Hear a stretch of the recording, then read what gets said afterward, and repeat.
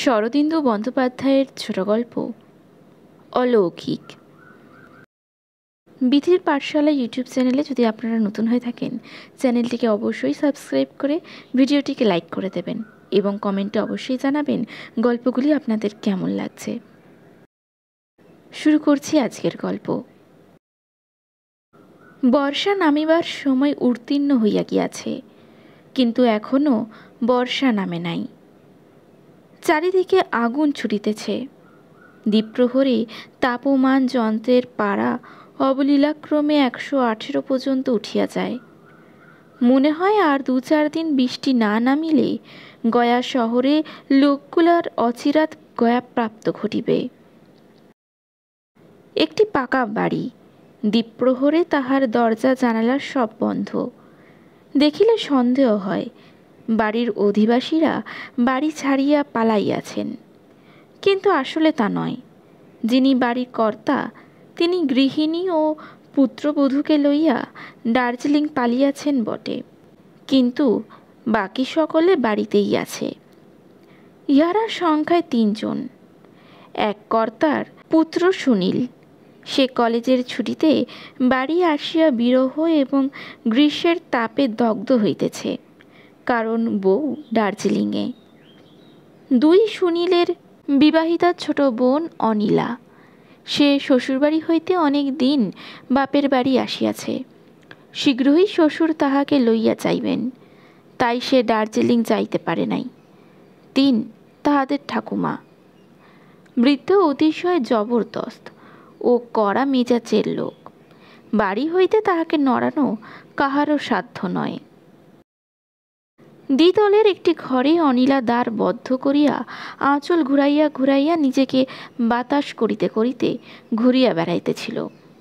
আর একটি ঘরে সুনীল লুঙ্গি পরিয়া গায়ে ভেজা গামছা জড়াইয়া মেঝের উপর পড়িয়াছিল। তাহার চক্ষু কড়িকাঠের দিকে, মন দার্জিলিং পাহাড়ে। দার্জিলিং পাহাড়ে গিয়াও মন কিন্তু তিলমাত্র ঠান্ডা হয় নাই। দেহ মনের উত্তাপে গামছা যখন শুকাইয়া যাইতেছে, তখন সে কুঁজার জলে গামছা ভিজাইয়া আবার গায়ে জড়াইতেছে। ঢং ঢং করিয়া ঘড়িতে 2টা বাজিল। এখনো 4 ঘণ্টা এই বহির্দবদাহে চলিবে। আকাশে সূর্যদেব ভস্মলোচন সন্ন্যাসীর মতো এক দৃষ্টে তাকাইয়া আছেন। অনিলা আঁচলটা গায়ে জড়াইয়া ঘর হইতে বাহির হইল। সুনীলের দরজায় করাঘাত করিয়া অবসন্ন কণ্ঠে ডাকিল, দাদা। সুনীল দরজা খুলিয়া দিল। 2 ভাই বোন কিছুক্ষণ ঘোলাটে চোখে পরস্পরের পানে চাহিয়া রহিল। তারপর সুনীল বলিল, কি চাই? ক্লান্ত মিনতি ভরা সুরে অনিলা বলিল, দাদা, একটা কাজ করবে? সন্দিগ্ধভাবে সুনীল বলিল, কি কাজ? এই অবস্থায় কাজের নাম শুনিলে মন শঙ্কিত হইয়া ওঠে। অনিলা বলিল, আমার গলায় দড়ি বেঁধে কুয়োতে চোবাতে পারো, তবু যদি একটু ঠান্ডা পাই। সুনীল একটু বিবেচনা করিয়া বলিল, চোবাতে পারি, কিন্তু তাতে আমার লাভ কি? আমার শরীর তো ঠান্ডা হবে না। অনিলা বলিল, তোমার শরীর ঠান্ডা দরকার কি? তোমার অর্ধাঙ্গিনী দার্জিলিংয়ে আছে, তাকে চিঠি লেখো না, শরীর আপনি জুড়িয়ে যাবে। সুনীলের নাসারন্ধ স্ফীত হইল। সে বলিল, চিঠি লিখব? অর্ধাঙ্গিনীকে চিঠি লিখব? এ জন্মে আর নয়, অরুচি হয়ে গেছে। ভিজা গামছা বুকে জড়িয়ে বক্ষস্থল কিঞ্চিৎ শীতল করিয়া বলিল, চিঠি লিখলেই যদি শরীর জুড়িয়ে যায়, তুই হেবকে চিঠি লিখবার জানা। হাবু অনিলার স্বামীর ডাক নাম। তাহাকে হেব বলিয়া উল্লেখ করিলে অনিলা চটিয়া যাইত, কিন্তু আজ তার রাগ হইল না। বস্তুত স্বামীর চিঠি অনেকদিন হইল আসিয়াছে, কিন্তু সে রাগ করিয়া উত্তর দেয় নাই। বিবাহিতা যুবতীদের এমনই স্বভাব। ক্লেশের কোনো কারণ ঘটিলেই তাহাদের সমস্ত রাগ পতিদেবতার উপর গিয়া পড়ে। অনিলা বলিল, বাজে কথা বলো না, ওর উপর আমার আর একটু ইয়ে নেই। যদি কোনো উপায় থাকে তো বলো। সুনীল বলিল, একমাত্র উপায় যজ্ঞ করা। আমাদের সংস্কৃতের অধ্যাপক যেদিন বলেছিলেন, যজ্ঞ করিলেই বৃষ্টি হয়। যজ্ঞাত ভবতি পজনং। অনিলার মাথার মধ্যে বিদ্যুৎ খেলিয়া গেল। সে বিস্ফারিত চোখে চাহিয়া বলিল, দাদা। সুনীল বলিল, কি? অনিলা রুদ্ধশ্বাসে বলিল, বড়ি। সুনীলের শঙ্কা হইল। গরমে অনিলার মাথার ঘিলু গলিয়া গিয়াছে, তাই সে এলোমেলো কথা বলিতেছে। বড়ি? কিসের বড়ি? বড়ি বড়ি, বড়া বড়ির নাম শোনোনি কখনো? শুনেছি, তা কি হয়েছে? বলছি, ঠাকুমা যদি বড়ি দেন তাহলে নিশ্চয় বৃষ্টি হবে। আজ পর্যন্ত কখনো মিথ্যে হয়নি। কথাটা সত্য। সেকালের ঋষিরা যজ্ঞ করিলে বৃষ্টি হইত কি না এতকাল পরে তাহা নিঃসংশয় বলা যায় না, কিন্তু ঠাকুমা বড়ি দিলে বৃষ্টি নামবেই। আজ পর্যন্ত ইহার অন্যথা হয় নাই। এই বিষয়ে ঠাকুমার ব্যতিক্রমহীন রেকর্ড আছে। তিনি শেষ পর্যন্ত রাগ করিয়া বড়ি দেওয়া ছাড়িয়া দিয়াছেন। সুনীল একটু উৎফুল্ল হইয়া বলিল, বুদ্ধিটা মন্দ বার করিসনি, কিন্তু বুড়িকে রাজি করানো শক্ত হবে। অনিলা তাহার হাত ধরিয়া টানিয়া বলিল, চলো না দাদা, চেষ্টা করেই দেখি। যেমন করে পারি রাজি করাবো। আমার ডাল ভেজানো আছে, বড়ার অম্বল করব বলে ভিজিয়েছিলাম। সুনীল বলিল, আচ্ছা তুই এগো, আমি লুঙ্গিটা ছেড়ে যাচ্ছি। ঠাকুমা দুচক্ষে লুঙ্গি পরা দেখিতে পারে না। লুঙ্গি পরিয়া তাহার সম্মুখে উপস্থিত হইলেই কার্যসিদ্ধি তো হইবেই না, অনর্থক বকুনি খাইতে হইবে। নিচের তলায় ঠাকুর ঘরটি সবচেয়ে ঠান্ডা, কারণ ওই ঘরে সংসারের পানীয় জলের ঘড়াগুলি থাকে। ঠাকুমা মেঝেয় শুইয়া এক হাতে পাখা নাড়িতেছেন, অন্য হাতে মহাভারত বাগাইয়া ধরিয়া পড়িবার চেষ্টা করিতেছেন। অনিলা প্রবেশ করিয়া বলিল, ও মা, তুমি ঘুমোওনি দিদি? তাই গরমে কি করে আর ঘুমাবে? পাখা নেড়ে নেড়ে হাতটা বোধহয় ধরে গেছে, দাও আমি বাতাস করছি। শিওরের কাছে বসিয়া অনিলা ঠাকুমার হাত হইতে পাখা লইয়া জোরে জোরে বাতাস করিতে লাগিল। ঠাকুমার মুখখানি ঝুনা নারিকেলের মতো বাহিরে শুষ্ক হইলেও ভিতরে শ্বাস আছে। তিনি নাতনির প্রতি একটু ক্ষীণ কটাক্ষপাত করিলেন, কিন্তু কিছু বলিলেন না। অনিলা বলিল, বাব্বা, কি গরমই পড়েছে এবার, চিংড়ি পোড়া হয়ে গেলুম। এমন গরম আগে আর কক্ষনো পড়েনি। ঠাকুমা বলিলেন, কেন পড়বে না, ফি বছরই পড়ে। এই সময় সুনীল প্রবেশ করিল।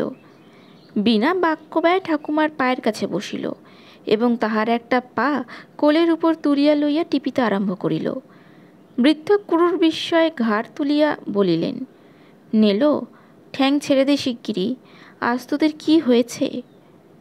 সুনীল বলিল, হবে আবার কি, কিছু না। সবাই বলে আজকালকার ছেলেমেয়েরা গুরুজনকে ভক্তি শ্রদ্ধা করে না, তাই দেখিয়ে দিচ্ছি, গুরুজনের মতো গুরুজন পেলেই ভক্তি শ্রদ্ধা করা যায়। বলিয়া আরও সবেগে পা টিপিতে লাগিল। অনিলা পাখা চালাইতে চালাইতে বলিল, যাই বলো, বাবা মা শ্বশুর শাশুড়ি সকলেই আছে, তাদের কি আমরা ভক্তি করি না? কিন্তু এমন ঠাকুমা কটি লোকের আছে, আমাদের কি ভাগ্যি বল দেখি দাদা। ঠাকুমা উঠিয়া বসিলেন।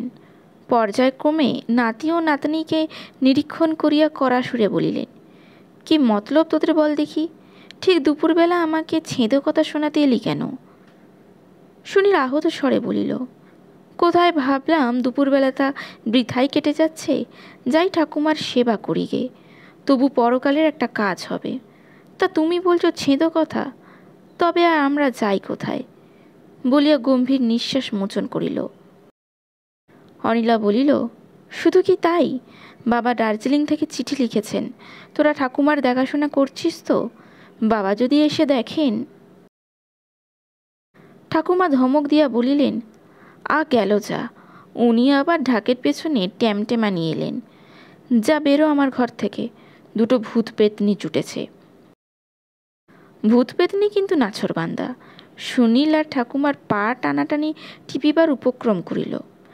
ঠাকুমা অনিলার হাত হইতে পাখা কাড়িয়া লইয়া সুনীলের পিঠে এক ঘা বসাইয়া দিলেন। তোরা যাবি না আমার হাড় জ্বালিয়ে খাবি?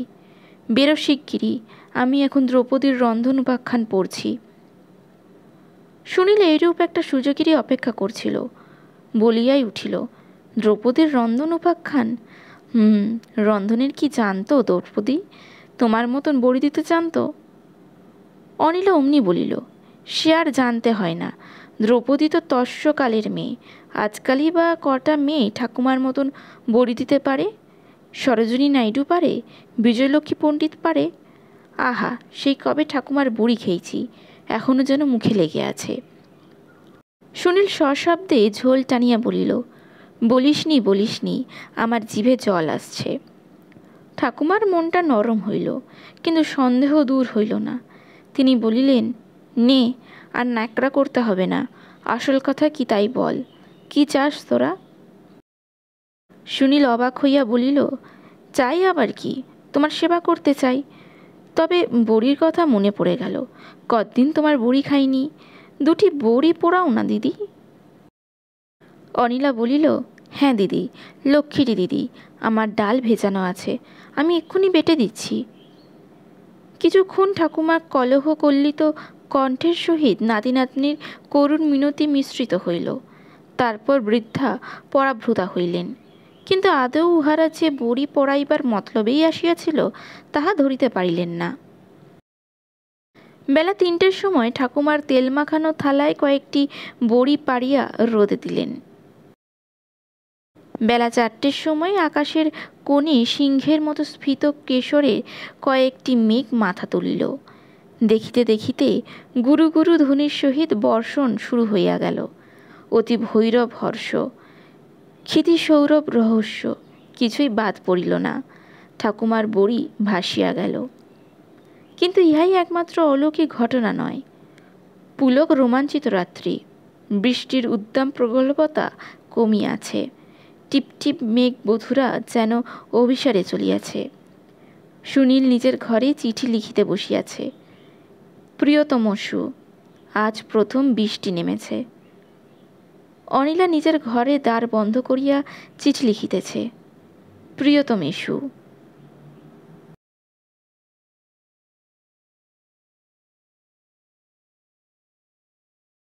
নমস্কার।